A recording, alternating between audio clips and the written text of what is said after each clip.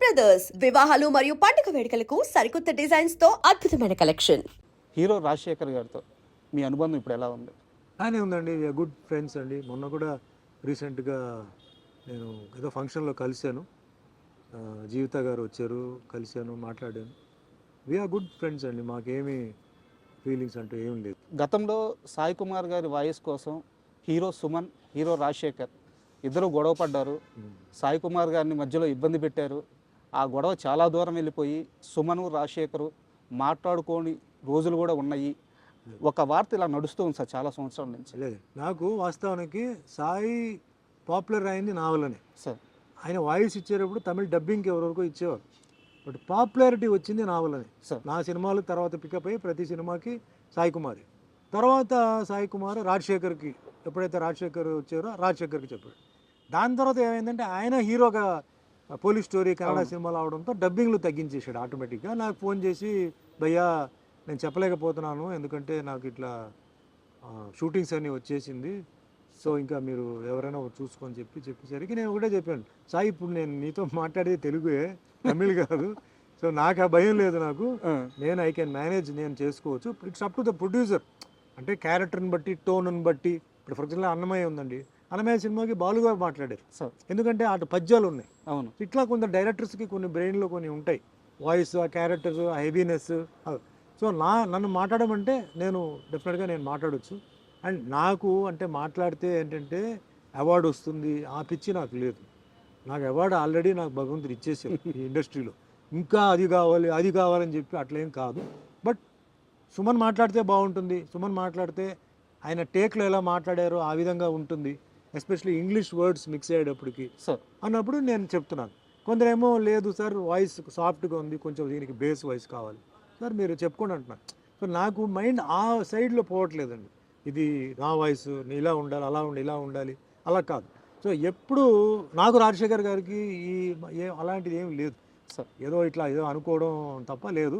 మళ్ళీ అదే సాయి కుమార్ వచ్చేసి, భయ్యా నేను చెప్తాను సార్, భయ్యా నాకు చెప్పండి ఏదైనా పిక్చర్, మంచి పిక్చర్ క్యారెక్టర్ ఉంటే చెప్పండి, నేను టైం తీసుకొని వస్తాను, ఓకే ఎంతైనా మీరే నాకు ఎందుకో గిల్టీగా ఫీల్ అవుతున్నానంటే, లేదు సార్ అలాంటి క్యారెక్టర్ వస్తే నేను చెప్తానైతే నేను, so you carry on with your work అని చెప్పేసి కన్నడలో ఆయన బిజీగా హీరోగా ఉన్నప్పుడని మేము డిస్టర్బ్ చేయలే అతన్ని. మరి రాజశేఖర్కి ఆయనకి ఏం జరిగిందో అదంతా నాకు తెలియదు.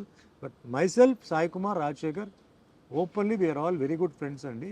ఎవడో ఏదో చెప్పి ఏదో పడట్లేదు అది ఇది చెప్పడం తప్ప ఏం లేదు. We are very happy.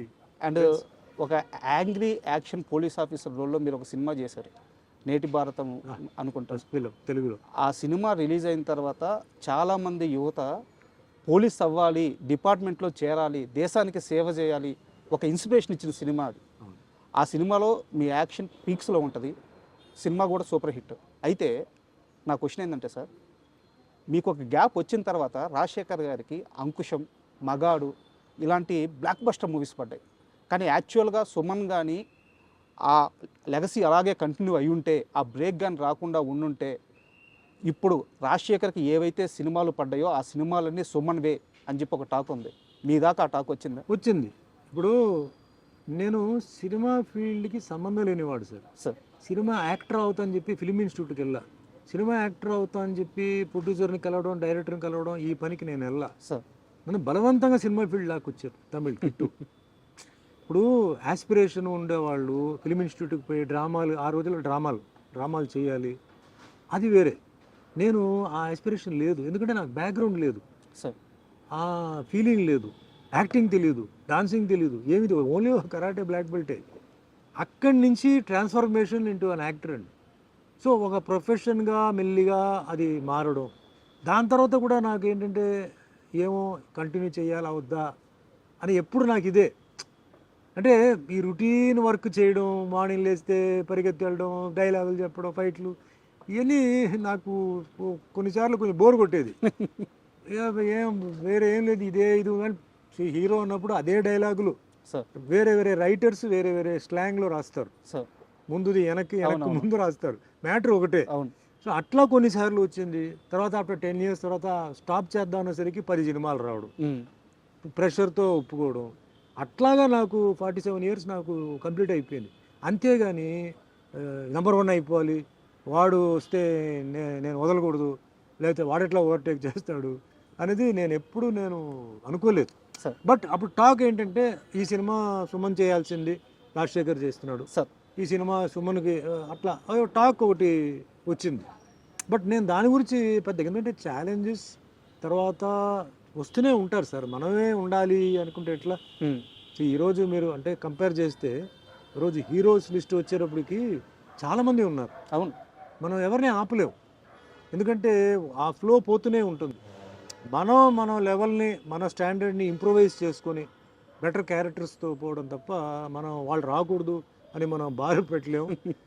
సో మనం వాళ్ళు కూడా ఈయన రాకూడదు అని చెప్పేసి ఆపడానికి లేదు. అంటే లేదు సార్, అంటే సుమన్ అనే వ్యక్తి ఏ రోజు కూడా అలా ఆలోచించిన మనిషి కాదు, అది అందరికీ తెలుసు. కాకపోతే ఇలాంటి ఒక టాక్ ఉందని మీకు చెప్పాలనే ఉద్దేశంతో ఈ క్వశ్చన్ అడిగాను. వచ్చింది, టాక్ వచ్చింది.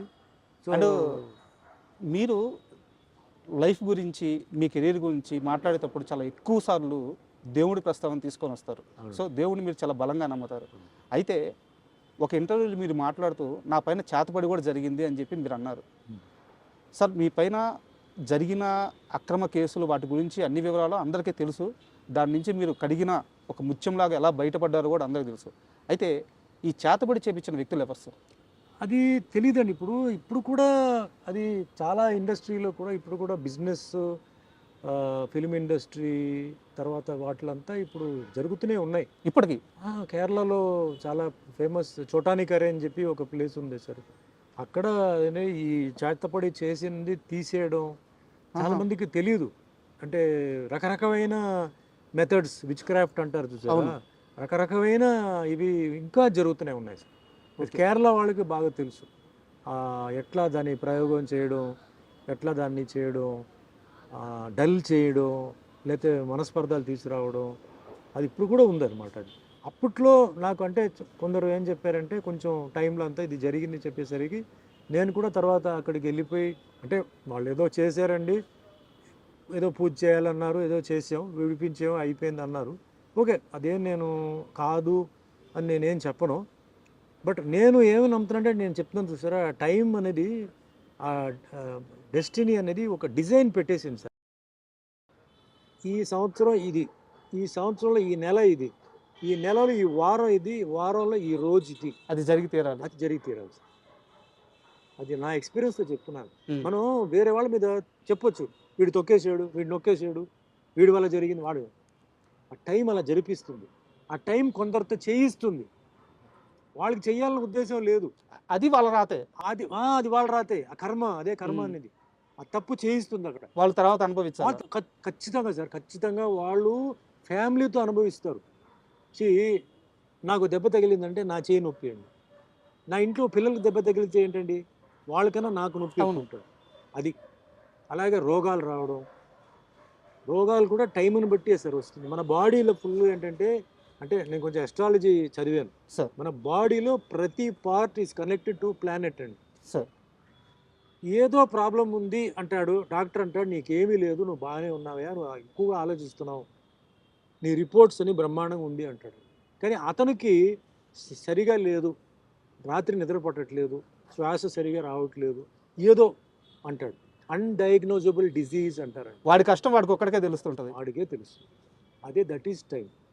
అలాగే బాగా తాగుతాడు సార్ వీడు, ఉదయం మధ్యాహ్నం సాయంత్రం కూడా తాగుతాడు, 10 సంవత్సరాల నుంచి తాగుతున్నాడు, కానీ ఇంకా బ్రహ్మాండంగా ఉన్నాడు అంటారు. అది టైమింగ్. అంటే ఆ గ్రహాలు, లోపల ఉన్న గ్రహాలు అంత బలంగా ఉంటాయి సార్. యాక్సిడెంట్ జరుగుతాయి సార్, అయిపోయాడు అనుకుంటాం, బ్రతికిపోతారు, తిరిగి వస్తాడు.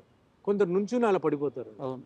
All this is connected to time అండి. Family, career, health, wealth, prosperity, అధికారం, అవన్నీ టైం కనెక్టెడ్. మనం అందుకే చెప్తాను కదా, అవతల వాడిని చూసి ఎప్పుడు మనం వాడెలా ఉన్నాడు నాకు ఇలా ఉండాలి అవదు, కష్టం. సార్ ఆస్ట్రాలజీ అన్నారు కాబట్టి నాకు ఒక చిన్న డౌట్ ఉంది.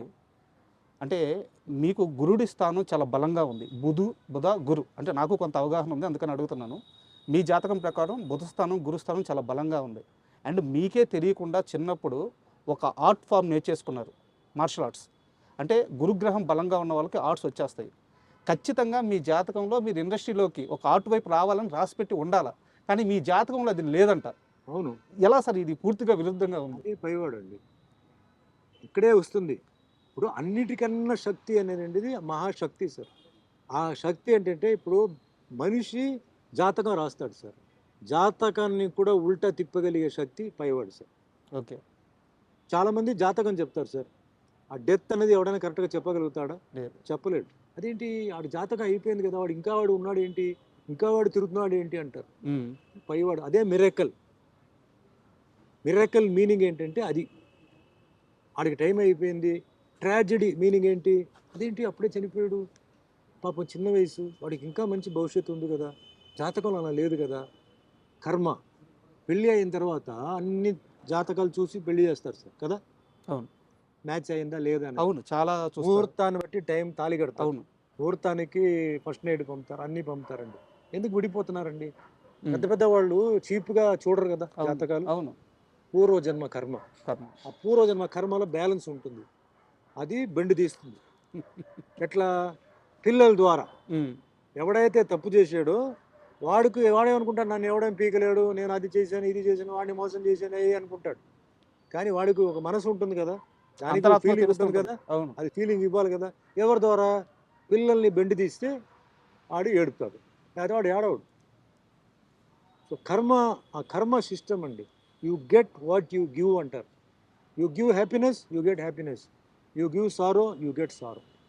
సో ఆ కర్మ సిద్ధాంతం అక్కడ ఏంటంటే అది బుక్లో ఎంటర్ అయిపోతుంది. మీరు ఏ తప్పు చేసినా అది ఎంటర్ అయిపోతుంది. ఎప్పుడు ఇవ్వాలి, ఏ విధంగా ఇవ్వాలి, ప్లేట్లో ఇవ్వాలా, ఆకులో ఇవ్వాలా, ఎట్లా ఇవ్వాలనేది డిసైడ్ చేసి మీ కరెక్ట్ టైంకి పెడుతుందండి.